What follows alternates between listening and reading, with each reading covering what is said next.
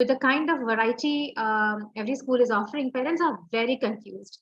I myself, for my children, I mean, if I have to think like that, there is a lot of confusion, and schools is the right platform, I believe.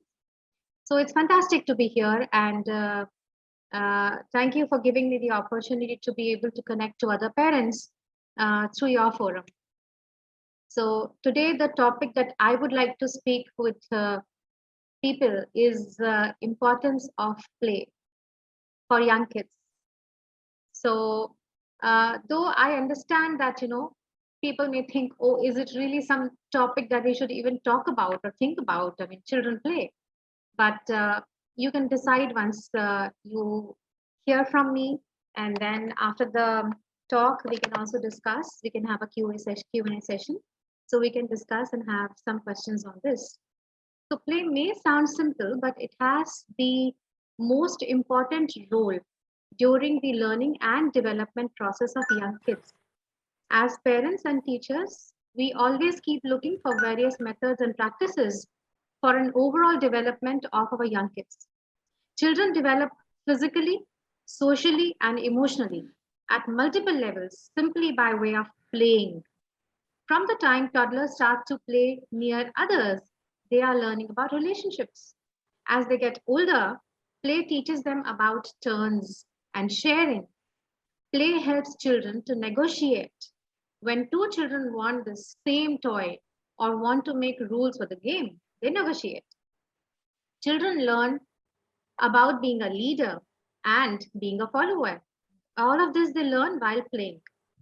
They learn about how to ask to join in a game. If there is already a set of children who are playing and a new guy wants to join in, he has to introduce himself or ask to be admitted into the game. It is one of the important ways that young children learn to express and work through their mistakes. As while playing, children may make mistakes. They may also sometimes break the rules, or and so they understand how to express it to the others that I made a mistake, or to get their way through. Through play, they can develop good language skills.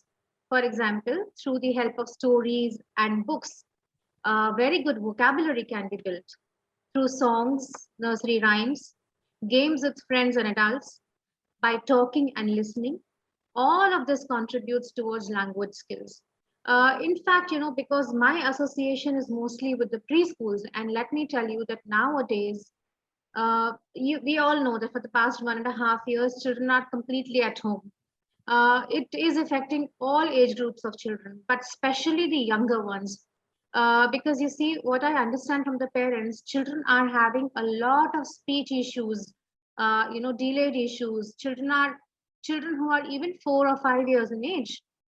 They are not able to form proper full sentences and express themselves. They are still talking in words.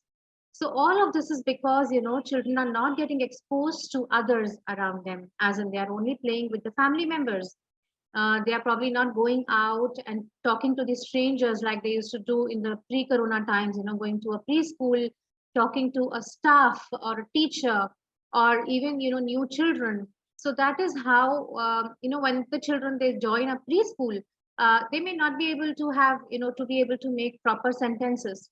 But once they come to the school, I have experienced myself that within a month, children start speaking in proper sentences, and not just in their mother tongue. Parents also have an issue that children don't speak English or something.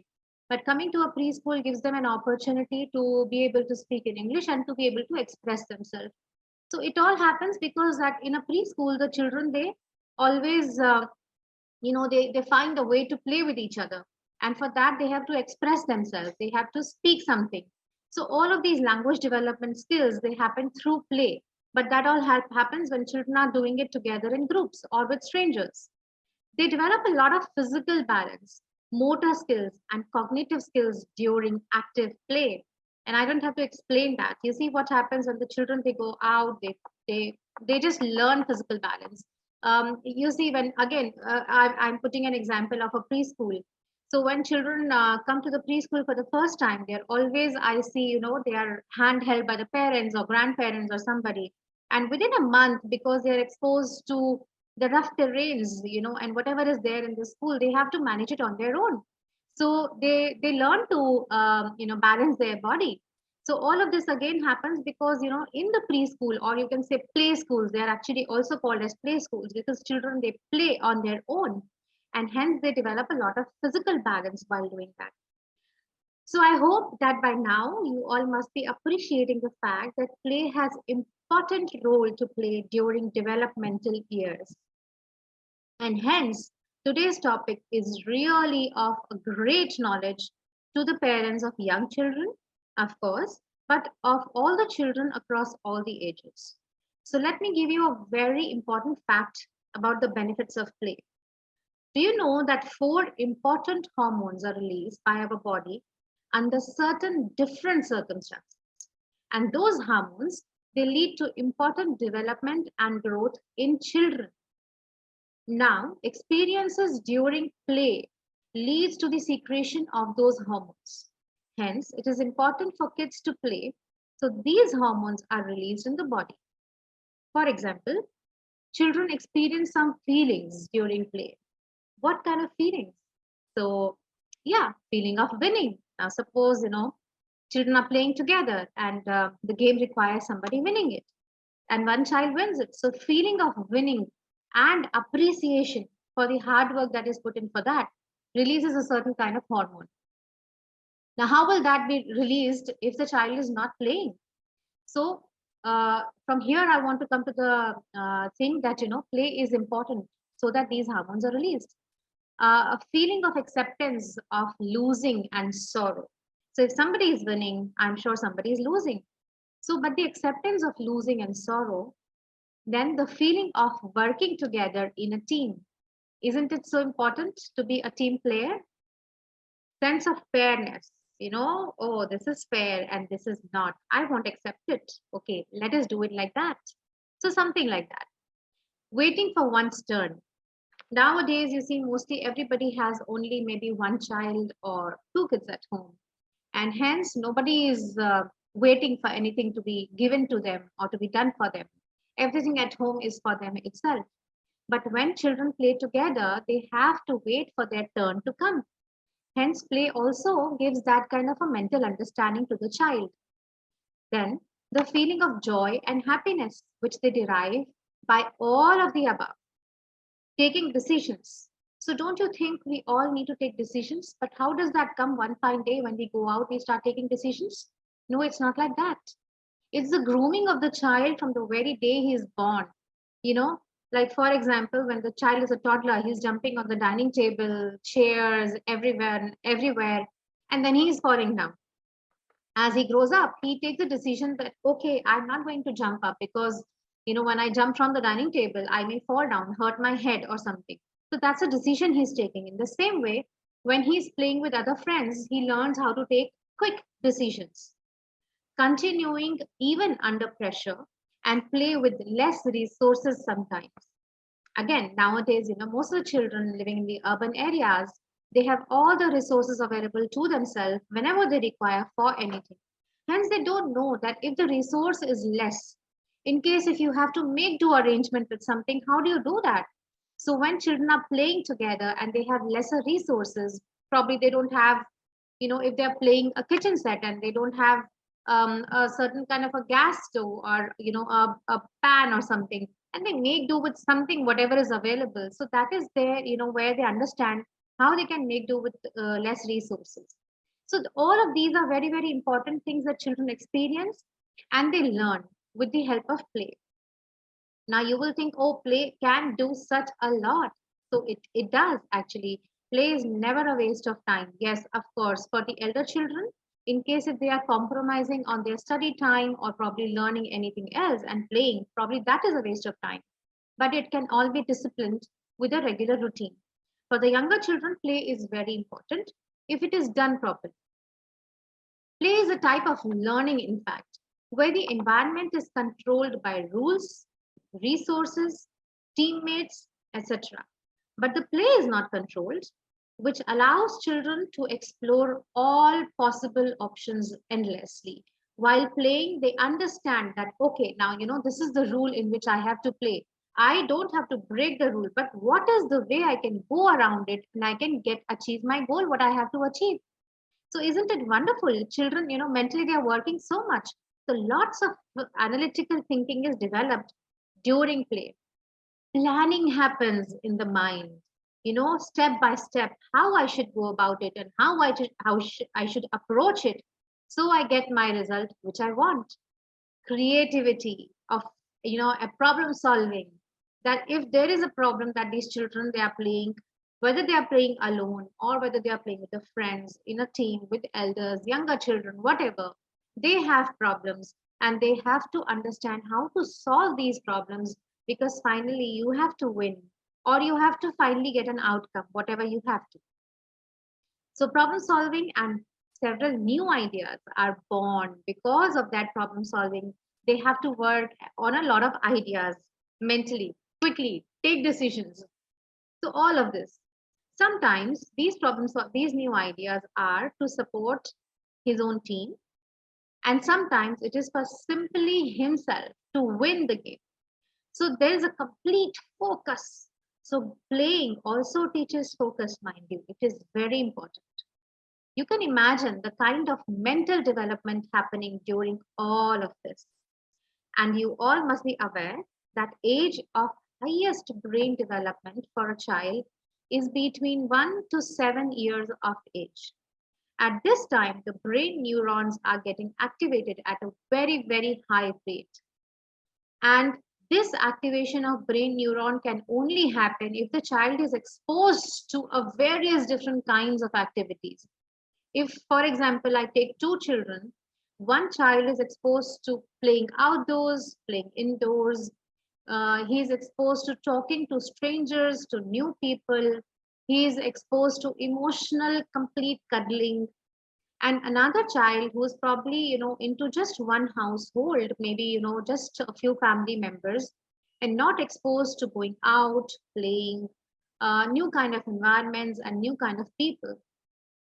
There is a high possibility that in the second child, the brain neurons may not get as much activated, because the brain neurons are like electric currents. The more shock you give to them, and the more they kind of get activated. And in case of the brain neurons are not activated during this time period of 1 to 7 years of age, don't expect much change after that. It does affect the intelligence of the child as well, and smartness of the child as well. So, hence, this window of 1 to 7 years, it gives us an opportunity to expose the child through various kinds of play and experiences for the sake of brain development.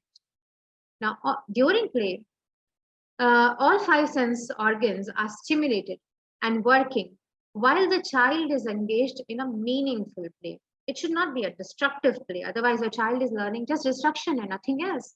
So, it has to be a meaningful play. Mental and physical growth is happening during playtime. Play is not just for toddlers or kids. Everyone must keep playing to feel young. Even when they're adults, they should be playing. Imagine, for example, when you go to a party and sometimes, you are getting very bored. There are strangers in that party, some people you know of, but you're feeling quite cold in that ambience. And suddenly the host says, okay, let's play a game. And the host organizes the games. And that is when suddenly you will feel that the whole party is livened up. Everyone is laughing together, and suddenly the whole ambience changes. You feel eased out and get a sense of belonging with others. If we look at our childhood, for example, the bonds that we made at that time with our neighbors, with our friends or cousins, they were all started by the means of play together, because we used to play together, laugh together, lose together, break heads together, find ideas to win. That is when we bonded and we knew so much about each other through the help of play. Play brings a lot of control over one's body. We talk about going out and doing something in the world, don't we? I mean, not just us adults, but we also motivate our children to find their way in life, to go out and do something. But it starts by knowing yourself first. You can't do anything going out in the world unless you're sure about yourself, unless you know what you are and your mind, and even before that, your own body. And that comes from play. Imagine a child who has less exposure to play will be losing out on this basic foundation. So, parents, don't take it lightly. Don't think that it's okay if my child is not going to play. If he's and play doesn't mean video games, okay? It doesn't mean playing on the mobile, okay? Because nowadays things have changed a lot and we need to adapt to the changing environment. Children should be allowed to play on the mobiles and or devices, but it should be a very limited time. I would say in a certain way, I've realized that with the changing time and things becoming technical, children have to be well versed with the technical gadgets as well. But that time has to be very, very limited.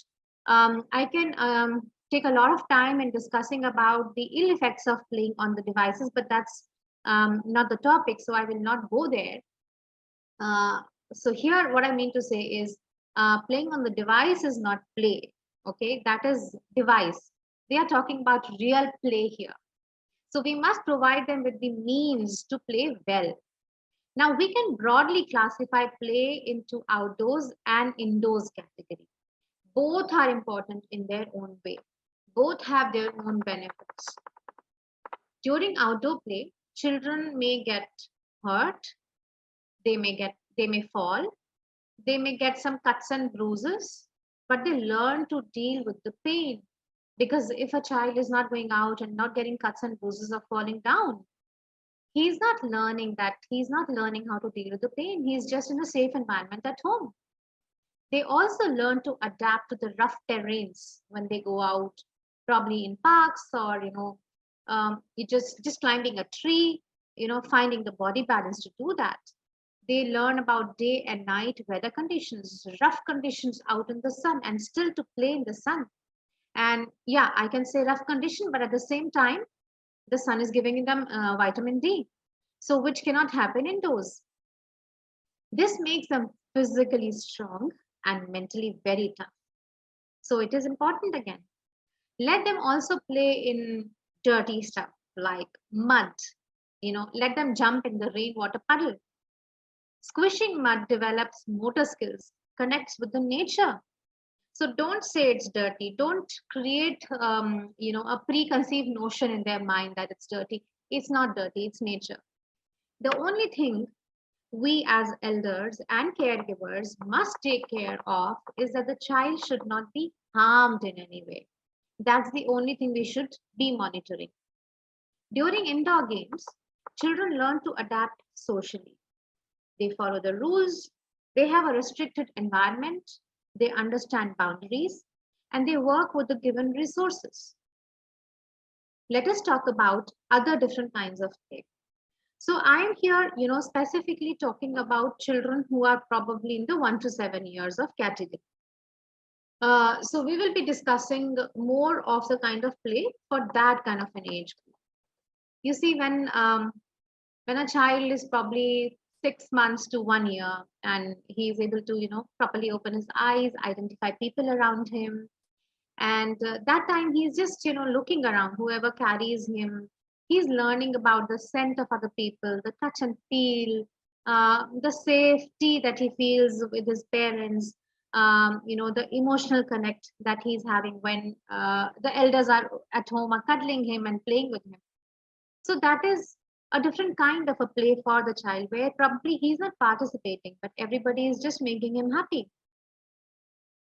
After that comes various other different kinds of play. So I would like to classify them. One is solitary play. Solitary play is playing on his own, that is all alone. That happens especially in households where there is a single child.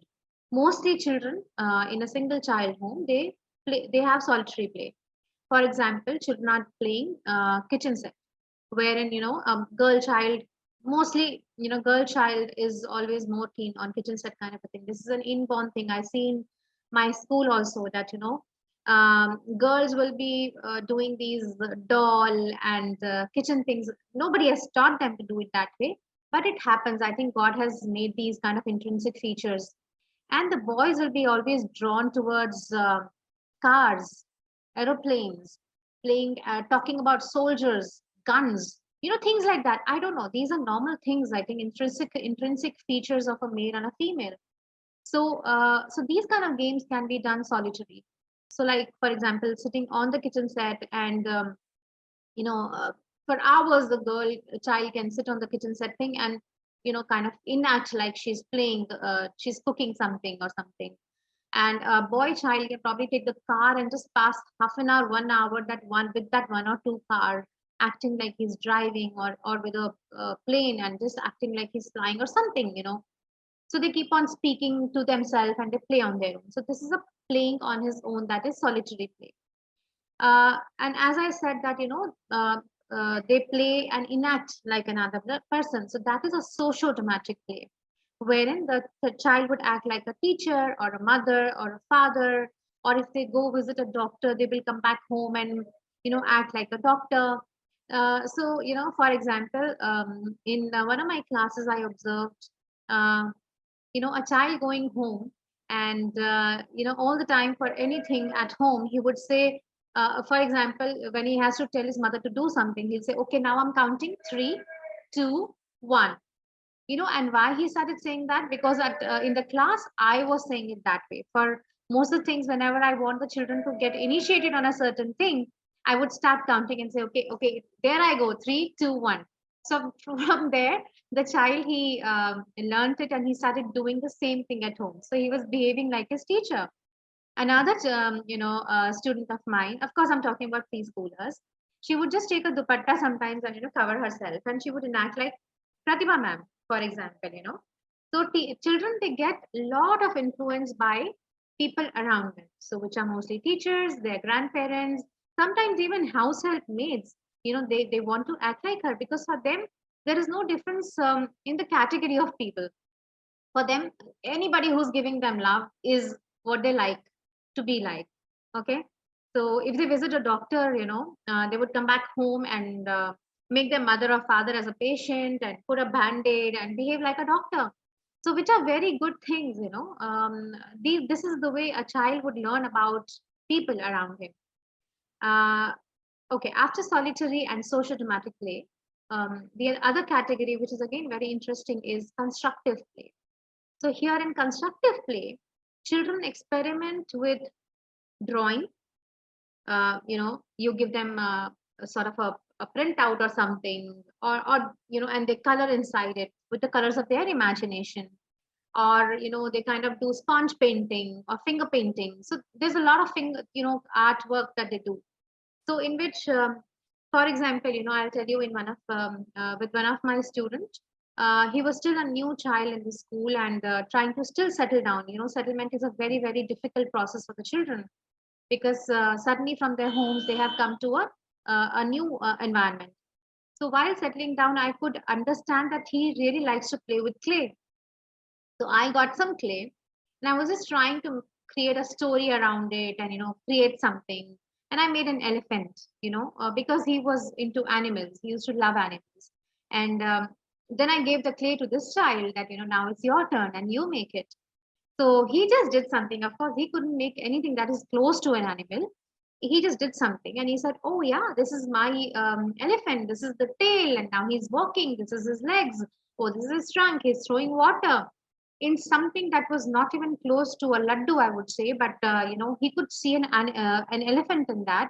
He could see its trunk, big ears, its tail, legs, tummy, everything.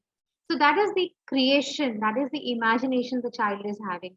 So it's not about perfection. He's just playing and his imagination is going wild. So yeah, so drawing, painting, clay, those kind of things, or even music, or even building blocks. So these are all very constructive play. After the constructive play, we have another category, which is group play of children. For example, when you have a set of 3, 4, 5 children working together and they achieve a common work, okay, that kind of thing, that is a group play. Now another very interesting kind of play is a parallel play. Parallel play is in toddlers usually. Here, what happens is parallel play is basically imitating a playmate, but not playing directly with him. You must have noticed actually, when with toddlers it happens the most. They are not able to associate directly with the person who's next to them. Okay, they are not able to go and say, "Oh, hi, I'm so and so." I mean, they can't introduce themselves, or they can't really understand what is the name of the other person, or something like that. Okay, so you might have noticed that in toddlers, two children might be sitting together, but they will have their own separate set of toys or separate set of things to do. So they will be playing parallelly, sitting together, not playing together, playing parallelly, still thinking that they are playing together. So that is a parallel play, which happens in toddlers. Of course, then the next category is physical play. Like actually like running around and hide and seek or catch and catch or find the colors or things like that. So that is a physical play. And then is the observant play. Observant play is a kind of a play which I explained to you earlier as well. When the child is simply, observing, for example, uh, parents or cousins or friends are playing, and the child is just sitting at a distance, probably not playing. He's not interested or not comfortable or whatever. So he's just observing, not playing directly. But after a few days, when the family or the same set of people they are playing that game, this child would suddenly come and he would magically display everything about the game. Though he's not been told how to play, but he will know how to play that game because he has observed it earlier. So that's an observant play. Yeah, and then the games are the rules. There are a lot of games, the rules. For example, the board game. So you have a lot of rules and steps to do. So those are all games of the rules. Now, when the child is playing, only observe him. As a parent, we usually want to correct the child. We want to tell him, like, for example, as I told you, the example of a clay. Okay, when the child was playing with the clay. Now, as a teacher, as a parent, it is my duty not to say, oh, your clay doesn't look like an elephant. It's not having a shape. Imagine if I say that to a child, he would have never come up with his imagination of, this elephant is drawing water, he's walking in the jungle, or whatever. His imagination would have been curbed completely. So when the child is playing, we have to only observe him, probe him with different questions like, oh, okay, is he walking? Is he jumping also? Do you think? Oh, is he taking it? Is he able to touch the tree top? Something like that. So probe him in different questions. So his imagination is fueled even more. Ask him what he wants and then help him move forward where he wants to go. Create such an environment, giving him such activities. For preschoolers, academics can also be brought in while playing. You see, for preschoolers, teaching them a new thing with books or slate all the time, or just sitting and giving lectures, is really not something they can learn by. So, academics can be brought in while playing. For example, if I want to teach tall and short, okay, I can give blocks to a child and I can say, okay, just join the blocks and make towers. Let's just make towers, okay? Make several towers. Now ask him to find the tallest tower and identify the shortest tower. Okay. So that way he's learning the tallest and the shortest. Okay. Or you can give a comparative, which is taller, which is shorter. So those kind of words he can learn. Or, for example, you can keep all the cars, the small playing cars, in different baskets and ask the child to find the basket with least or more, whichever, or you can ask him to count, like take out 1, 2, 3, 4, so like that kind of a thing. Or you can ask him, like let's categorize based on colors. Let's take out all red cars here, blue cars there, white cars here, or let's keep all the white cars on number 1, all the black cars on number 2, and so things like that. So identification of numbers, categorization, grouping, all of these things can be done while playing. Yeah, the counting and all can be done as I just mentioned. Ask him to give a count or put him identify a number and put it there. Not just this, not just the colors and things. You can also even teach very, very important rules with the help of play. For example, safety rules. So, in the preschools, we usually make one child as a red light, we make one child as a car, we make one child as a, walking person, one policeman, and things like that. And children are playing together and they have to follow the safety rules. So these safety rules, traffic rules, even eating etiquettes, not just that, caregiving to younger kids. Like, when children are playing with the dolls, they're having a role play of being a mother or a house help or a grandmother. So those kind of things can also be done with the help of play. Role plays of becoming a chef. Like you can just give them a piece of bread and put some jam, or cut it into something with plastic knives. So things like that. So child will develop an interest towards cooking. So those kind of things. Children can also learn about materials and textures in games like, okay, let's create sand castles. Okay, let's fold these clothes. So when he's folding the clothes, make him feel the texture of the clothes. Is it smooth? Is it rough? Or when he's playing with a sand castle, he'll actually feel the sand from his hands. He'll feel how he can make that sand get into a structure, how much time it takes. So patience can come through all of this. So in academics, even pre-reading skills, when the child can be incorporated. So when the child can recognize things, we can ask him to arrange them from left to right. Again, arrange from left to right. So when we start doing that repetitively, when the child is doing that, put your blocks from left to right, or for example, whatever you're doing from left to right. Unknowingly, the child is developing a habit to look from left to right. So when he will start reading, he will know that he has to go to the left side and start from the left and go to right. That those kind of gentle background work is happening. Very fun, interesting games which you can use at home with younger children are, I Spy game. So I spy with my little eye. Let's find what is yellow in this room. So the child will go and collect all the yellow colored things. Okay. Or I spy with my little eye anything that starts with the A sound. Okay. So with these kind of things, you can just incorporate games while sitting anywhere, even traveling in a train or a car or something. You can just play these kind of games. Role plays can be done.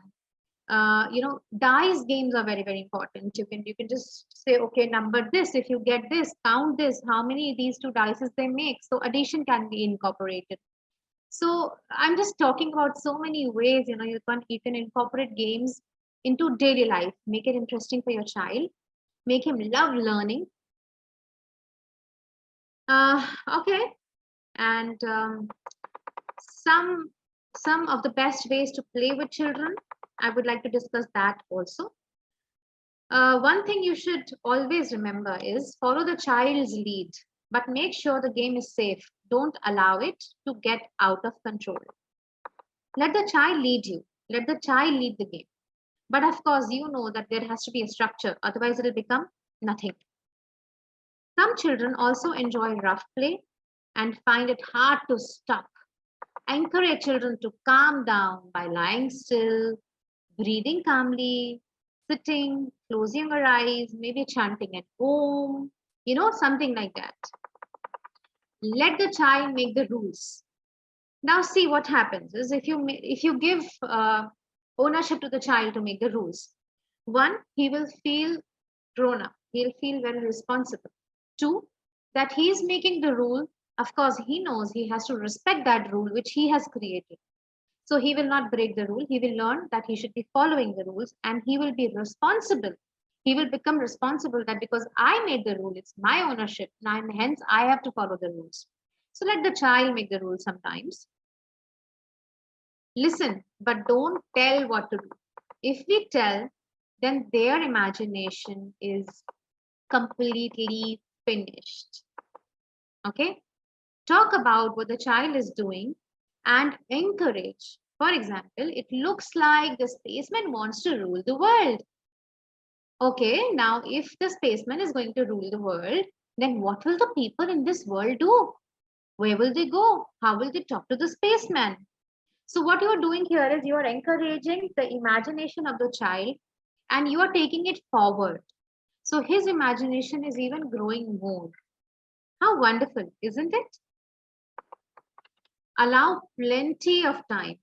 Don't hurry up. As kids learn to express, if ease and time is given. If we hurry up the child and we say, oh, no, no, no, no, no, no, don't do like that. Okay, do like this. Oh, no, no, no, you're taking too much of time. Let's hurry up. If we do like this, the child's mind cannot think. Okay, so we have to give time and ease to him, the comfort. Take time, think about it, make mistakes. It's okay. I know it's a lot of patience, but that is what parenting and teaching is all about. Allow for experimenting, and more than they lose, and you need to let them change the rules sometimes. So let them experiment. Also, what you can do is watch a favorite TV show or video together with your child. It's a good time for a cuddle and very restful. Also, fun play at bedtime or bath time can be emotionally enriching experience for the kids, and they feel very secure out of these activities. Don't compete with your children to prove your intelligence and your capabilities. This can discourage them from wanting to play with you. So let them. It's okay. I mean, we are at least like 4, 5, 6 times older than them. It's okay. We don't have to prove that we are intelligent, right? So don't compete with them. Appreciate and encourage your child's efforts. For example, if they make a stupid artwork, don't say, oh, this could have been better. Why did you use this color? Sun is not yellow. Sun is yellow. Why did you use pink in that? It's okay. Encourage them. Appreciate their work. Learning to play works best when children choose how they want to play. Sometimes parents worry that boys have fun dressing up in girls' clothes. I should not allow that. No, there's nothing like this. It's just fine. Let him express what he wants to. Children need to mimic and try out the roles of girls and boys. Mums and dads, this is a very normal stage of their development. So, parents, this is all that I had to say about play. And I hope there was a lot that probably a lot of pointers that you all must have picked up. For indoors and outdoors and the kinds of play and what are the benefits of play. So I'm sure it's going to at least change something in your daily life and your interaction with the child. And this is Sangram. I'm open to the questions in case if there is any. Yes. It was really a wonderful information, ma'am. So we'll just open the forum for questions. Parents, you can ask your questions. As you mentioned, a lot of time we have to spend with the child at the early stage. So many times the parents, the husband and wife, or mom and dad, they are busy in their work. So how to tackle, and single child, how to tackle this situation? So you are saying when the parents are busy with their work, how should Work, they take out time for play? yes. Yeah. Okay. Okay. So if you're busy with work, why did you have a child, first of all? So you have to prioritize. Work is work, work is important, right? But you have to understand that, okay, I get up at 6, I get ready in 1 hour, I go to work, and then I come back at 6, for example. But then my time with my child starts at 7. I relax for an hour. From 7 to 10, it's only my child's time. Okay, now here, on a weekday, of course, we can't expect it to be a long, patient time because the parent is tired as well. Okay, so but something like, as I said, a bedtime story, maybe, bedtime cuddling, eating food together, just watching a half an hour show together, something as in the morning, giving a bath to your child. So something like that, sitting, spending time, and while, your probably your dinner is over, play 10 minutes game of I Spy. Okay, let's, play I Spy. I Spy a yellow color thing in the room. So, parent is running around, a child is running around. So how much time does that take? It's not that. You just have to get into the mode of playing, regularly with your child. You have to prioritize. A parent cannot say, okay, that, I'm so busy at work, so I cannot take out any time for my child. This is not possible. Because see what happens, and I can tell you, I have grown up children now. My older one is 16 and younger one is 14. And I can vouch for it that once your child is beyond, say, 11 or 12 years of age, whatever bonding you want to create with your child, it is very less scope left now to create it. If you really want to create a bonding, it should be done during the preschool or under 10 years of age. Do things with them, sit with them, spend time with them, cry with them, share your stories. I did this at work. They may not understand. It's fine, right? So, but that is the time when you actually create bonding. You create values in your child only during that time. After 10, 11, or 12 years of age, your child will start doing those things, whatever you have, kind of done with him earlier. But usually what happens is parents, they start teaching the values after 13, and then the parents say, oh, my child doesn't sit with the guests. But they have to understand, because you never worked on that when the child was young, and now the children will not do it. So take out time. It is very important. Take out time, quality time, even if it is 1 hour of the time, which I think every parent can. While eating, you can play games. You can find out things while eating, you can do that. So something of that sort. That's great, man. Thank you. And Jitendra has asked one question: how to handle twins? How to handle twins? Okay, that's a very, very bigger scope of question. Any particular thing that you would like to know how to handle twins?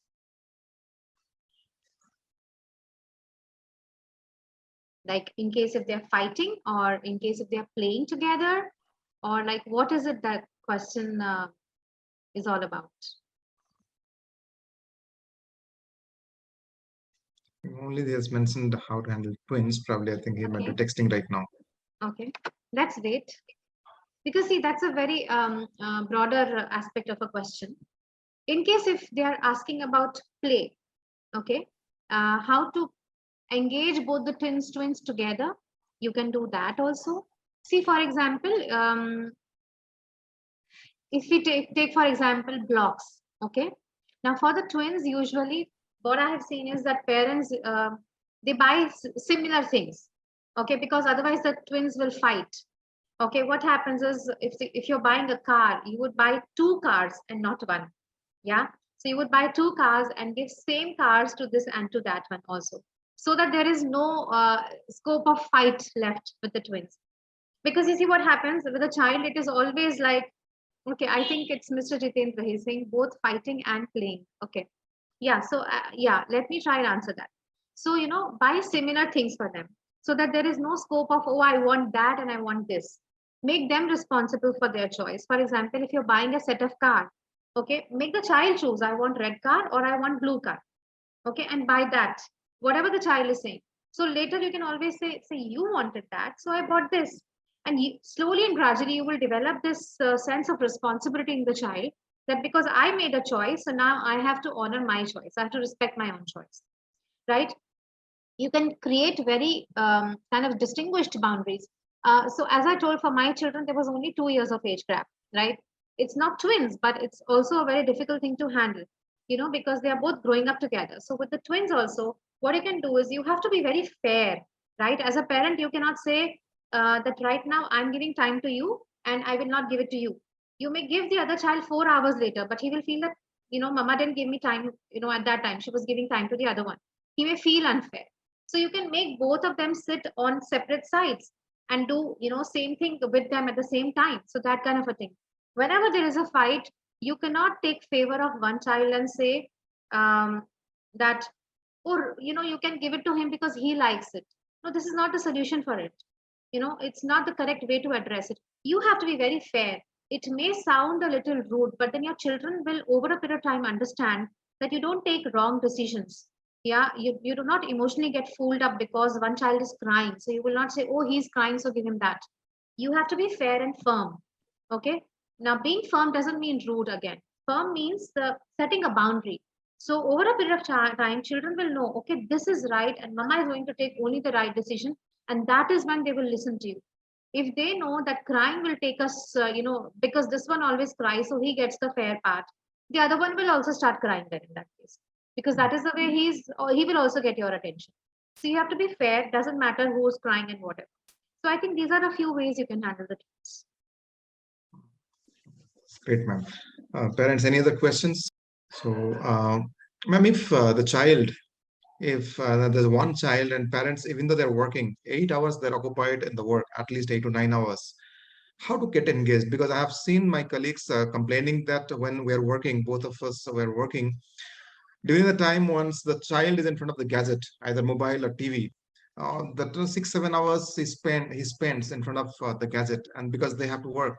So how to keep occupied the child, the single child, during this time? Yeah, I understand the question. See, what has happened is nowadays these devices have become babysitters, literally, because the Yes. parents are working and you have nobody else at home. So okay, let's go back, say around 15 years back, when everybody was not having a smartphone in their hands or a tablet or something like that. What is it that we used to do? Yeah, what is it the working parents used to do? I don't know. I mean, we have to think like that. Yeah, because the parents always used to work. 15 years back, parents were working, both the parents were working, and children were engaged. How is it possible? So that's what I'm saying. I'm not saying that we are against the devices. We cannot cut this aspect and we cannot say, oh, हम तो ऐसे बड़े हुए थे, हमने तो इतना खेला था, तो हमारे बच्चे भी ऐसे करेंगे. We cannot sound like that. That's foolish. We have to adapt to what is going on, right? So devices is a very important part. Playing on the devices is a part which we have to accept today. What goes wrong is when the parent is engaged, child is unattended, and he's on the device for straight 2 hours without blinking eyes or looking here and there. So that is wrong. Now for that, what you can do is have invite grandparents, chance by chance. Yeah. So one set of grandparents for a few months, another set of grandparents, until the time your child is at least independent to be able to go somewhere else or create something on it. Arrange play dates that, to my neighbor, for example, okay, today my child will come to you or you engage them, and this day I will do it for your child and my child together. Okay, so something like that has to be worked out.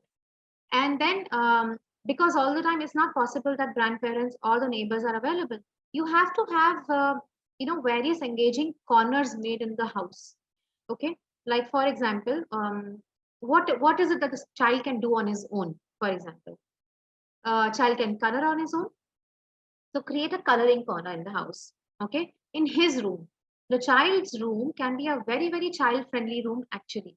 Okay, it doesn't have to be beautiful, it has to be child friendly. So create an art corner where you have kept a few sheets, his crayons, or maybe his dabbing sheets, or his clay, something like that, or something on the wall. You can put a sort of a slate or a blackboard or something on the wall, and leave some chalk pieces over there. So whenever the child is free, he's roaming around, what to do? He'll just pick up those color or chalk pieces and start doing something, right? So that kind of a corner can be made. One corner can be with the blocks. Okay.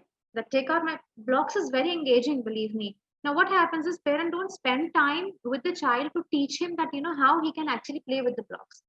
Spend a few days, 3 4 5 days, and show him different ways of how he can actually make use of these blocks. So child will learn, and then you leave him. So once he's done with the art corner, he'll go to the blocks corner. He'll start doing something on his own. Okay. Then these role play games, like I said, kitchen set, for example. So make a kitchen set corner or a doll corner or something like that. So those kind of corners you can create in the home. So the child is going from one corner to the other, to the other, to the other. Give him different activities. Okay, I have all the wet vessels here. This is your cloth. Can you wipe them for me? Okay, let him just, he'll not do a good job. Don't expect that your vessels will be wiped, but he's meaningfully engaged in something. Yeah. Okay, my pots are today drying, the plants are drying today. This is the water. Can you please water them? But before that, you have to engage with him for at least 5 6 days and teach him how to water the plants. He'll still make a mess, he may make himself wet, but that's how it is. You cannot expect a child to water the plants, come out clean, the balcony also clean and dry and everything. That can't happen. So children will make a mess, things will go wrong, but that's how you can, deviate them from the devices. So these are some things that you can do, I think. Okay, thank you, ma'am. Over to Mr. Kishan. Okay, thanks a lot, Pratibha. That was really wonderful. I was just, I said, silently listening and getting a lot of information from the play. In fact, I feel that we also did a justice by playing in our school days.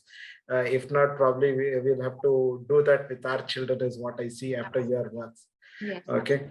Great, Pratibha. Thanks a lot. I am sure that all the attendees who are here would have got enough of information as to what is PLAY and why is PLAY, what a lot of things.